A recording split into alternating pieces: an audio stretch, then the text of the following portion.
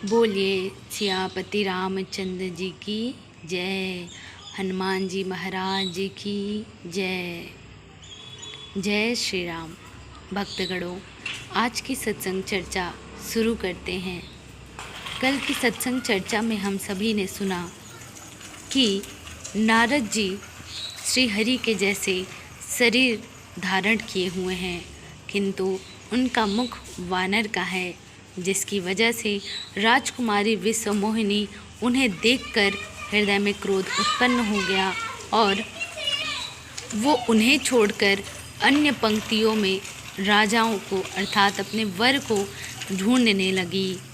और नारद जी बार बार अपनी जगह बदलते रहे, अर्थात कभी राजकुमारी इस पंक्ति में जाती तो नारद जी भी उसी पंक्ति में जा बैठते, कभी उस पंक्ति में जाती तो नारद जी भी उसी पंक्ति में जाकर बैठते ताकि राजकुमारी मुझे देखे, किंतु राजकुमारी उन्हें देख ही नहीं रही थी। वो तो पहले ही देख करके उनसे क्रोधित हो गई थी और डर भी रही थी। उसके पश्चात आगे की कथा सुनते हैं। धरि नृप तनु तह गयउ कृपाला, कुंवरी हरसि मेलेउ जयमाला। दुल्हिन ले गए लक्ष्य निवासा, नृप समाज सब भयउ निराशा। कृपालु भगवान भी राजा का शरीर धारण कर वहाँ जा पहुँचे। कौन? श्री हरि नारायण जी भी वहाँ राजा का शरीर धारण करके वहाँ जा पहुँचे और राजकुमारी ने हर्षित होकर उन्हीं के गले में जयमाला डाल दी। लक्ष्मी निवास भगवान दुल्हन को ले गए, सारी राजमंडली निराश हो गई। मुनियति बिकल मोहमति नाठी, मन गिर गई छोटी जनु गाठी। तब हर गन बोले मुस्काई, निज मुख मुकुर बिलोय कही जाई। अब इधर मोह के कारण मुनि की बुद्धि भ्रष्ट हो गई थी नारद जी की, और इससे वे राजकुमारी को गई देखकर बहुत ही विकल हो गए। अब नारद जी को समझ आ गया कि राजकुमारी तो मेरे हाथ से निकल गई, और वो बहुत दुखी हो गए, मानो गांठ से छूटकर मड़ी गिर गई हो। तब शिव जी के गणों ने मुस्कुराकर कहा, जाकर दर्पण में अपना मुंह तो देखिए।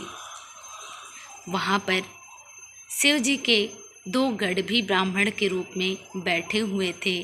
तब उन्होंने हंसते हुए मुस्कुराते हुए नारद जी से कहा कि हे मुनि, एक बार जाकर अपना चेहरा दर्पण में देखिए तो सही।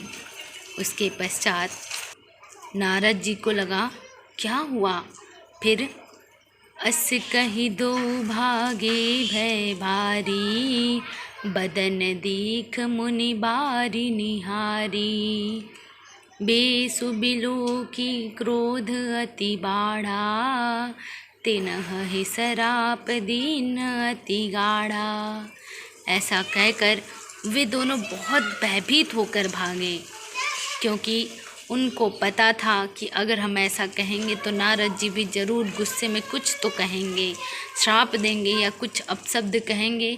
उससे पहले वो भाग गए और नारद जी तुरंत, मुनि ने जल में झांक कर अपना मुँह देखा। अपना रूप देखकर उनका क्रोध बहुत बढ़ गया। उन्होंने शिव जी के उन गणों को अत्यंत कठोर श्राप दिया। हो निशाचर जाए तुम कपटी पापी दो, हसे हूँ हम ही सोले हूँ फल, बहुरी हसे हूँ मुनि को। सियावर रामचंद्र जी की जय। अब नारद जी ने अपना रूप देखा, चेहरा देखा, तो मारे क्रोध के उन्होंने शाप दे दिया कि तुम दोनों कपटी और पापी जाकर राक्षस हो जाओ। तुमने हमारी हंसी की है, उसका फल चखो। अब फिर किसी मुनि की हंसी मत करना। ऐसा नारद जी कहते हैं कि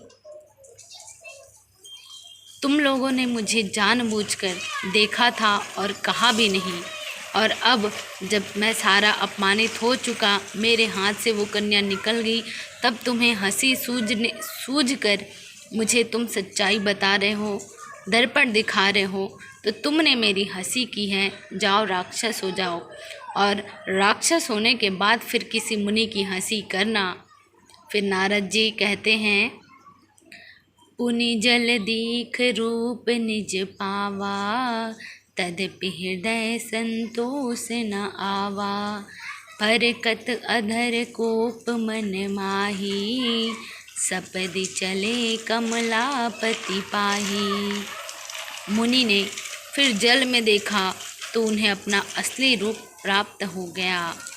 तब भी उन्हें संतोष नहीं हुआ, क्योंकि एक तो उनके हाथ से कन्या निकल गई थी, दूसरा अपमान हो गया था, और उनके होंठ फड़क रहे थे क्योंकि उनको क्रोध आ रहा था और मन में क्रोध भरा था। तुरंत ही वे भगवान कमलापति के पास चले। देहौ श्राप की मरिहौ जाई, जगत मोरि उपहास कराई। बीच ही पंथ मिले धनुजारी, संग रमा सोई राजकुमारी। वे मन में सोचते जा रहे हैं कि मैं जाकर या तो शाप दे दूंगा या मैं प्राण दे दूंगा, ऐसा वो सोच रहे हैं। और उन्होंने जगत में मेरी हंसी कराई है। दैत्यों के शत्रु भगवान हरि उन्हें बीच रास्ते में ही मिल गए, साथ में लक्ष्मी जी और वही राजकुमारी थी। अब यहाँ कथा में एक बहुत ही मज़ेदार किस्सा आता है कि नारद जी यहाँ पे दुखी होकर, विकल होकर, दुखी से और क्रोध से श्री हरि के पास जा रहे हैं कि क्यों आपने मुझे वानर का चेहरा दिया। और रास्ते में वो जाते जाते सोच रहे हैं कि या तो मैं श्री हरि को शाप दे दूंगा या फिर मैं प्राण दे दूंगा। किंतु वो देखते हैं कि रास्ते में ही श्री हरि उन्हें मिल गए, और साथ में उनकी मैया लक्ष्मी जी थी और वही राजकुमारी थी। जय श्री राम।